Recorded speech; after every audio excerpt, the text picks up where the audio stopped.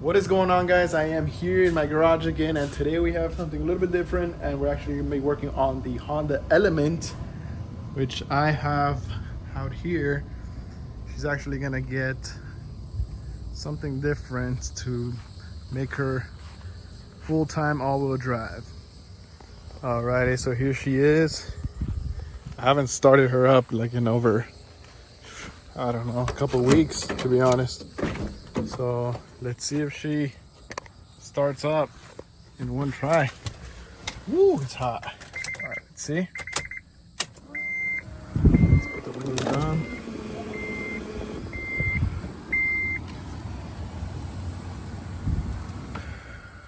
Let's see if she'll start up. Let's see if that haul tech is good enough.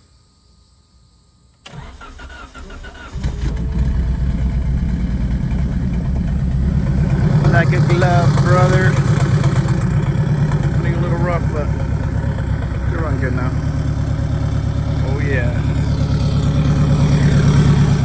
Alright guys, so I have the Element over here lifted up, and as you can see, that's the rear diff, which has the stock dual pump inside, and it has a bunch, some clutch packs inside, which I got some upgraded clutch packs, which I'll go show you now. As you can see, this is a rust bucket, but oh well, it is what it is. But I'll go ahead and show you the parts now. All right guys, so I just opened up the package, and here we have the clutch packs that are going inside the diff. And then I also got a thermal bypass switch, and I got some new bolts, and also a quick spool kit, I believe it's called. So I got all this from AKD Built Performance. And yeah, so pretty much what this is like making a viscous coupler inside the Element diff, rather than having to lock the diff and then get a viscous coupler in line with the drive shaft. So I felt like this was a lot easier just to upgrade the internals, and then we'll see how it turns out. All right guys, so I took out the dual pump and I all disassembled it. I don't know what I did, but we'll see. I'll put it back together somehow. So the upgrades are pretty much these springs, this little thermal bypass item there, and then I have to drill out one of these holes, I believe is this one, and that's it. We'll see. I don't know what I'm doing, to be honest, but should be good. We'll see. Alrighty guys, I was able to assemble the dual pump, so I put the quick spool kit in it, and also the thermal switch bypass, which is this little guy over here. The old one is this guy. So this one pretty much bypasses that. I'm not sure if that will do so much help. I did that, and I drilled a hole here.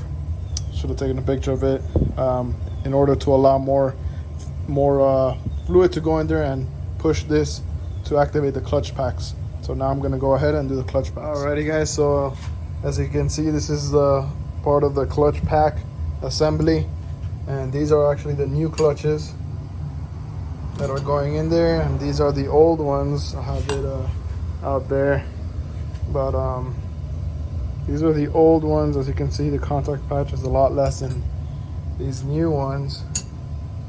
So pretty much you put one plate and this other one on the outside. So we'll see how it plays out. I'm gonna put all of them. They say if it's for street use, just put less. I don't know, we'll see. I'm just putting all of them. Alrighty guys, so I completely assembled everything, put it all back together, put new sealant, put the clutch packs, put everything in, put the drive shaft, and yeah, so we'll see now how she does. See if all four wheels spin. I put it jacked up the front, and we'll see now. As you guys can see, all four tires are spinning. Let's see. Well, this one's an open diff, but you can see the front spinning there. This one's spinning. Both tires spinning on this side, which before it was not doing. So yeah, I'm excited to see how she does on the road.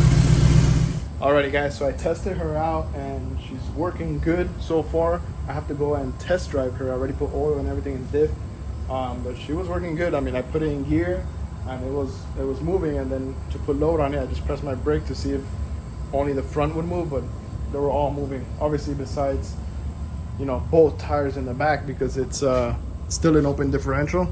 but at least now we get more power to the back. So I'm gonna go ahead and test drive it. All right guys, so I've already been testing it out, and so far it's working perfect. Especially even in the rain right now, this thing is going straight, super straight. Like, watch. I'm gonna do a second gear pull.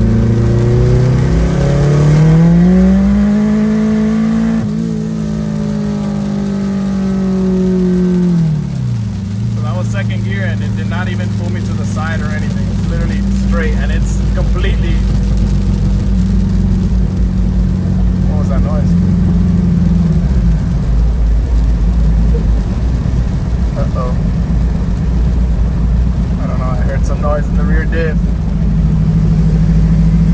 I don't know if it was a noise in the rear diff or it was thunder, but I heard something. Oh well, I'll check it out now.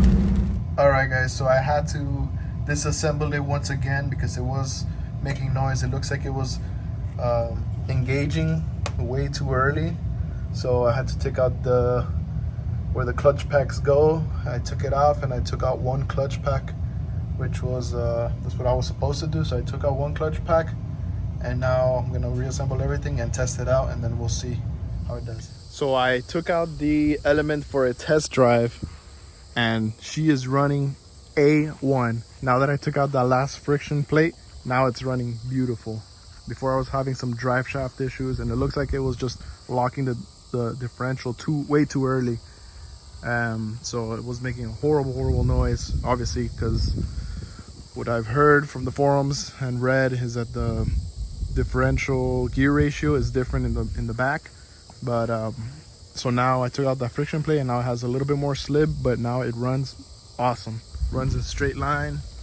It's honestly a different vehicle. It's awesome. So that's it for this video.